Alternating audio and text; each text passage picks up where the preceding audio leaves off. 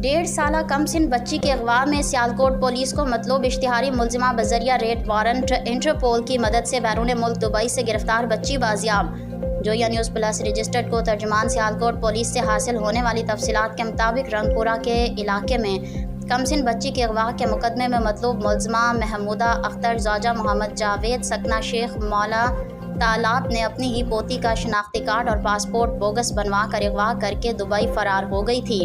DPO Sialkot Mohammad Hasan Iqbal की हिदायत पर SP investigation Sialkot Ghulam Abbas, extradition team incharge sub inspector Mohammad Nasir ने मुलजिमा के रेड वारंट जारी करवाए और मीरब बच्ची का ब्लू नोटिस जारी करवाया गया। मुलजिमा को दुबई से गिरफ्तार करके वापस पाकिस्तान लाया गया और कमसिन बच्ची को उसकी मां के हवाले कर दिया गया।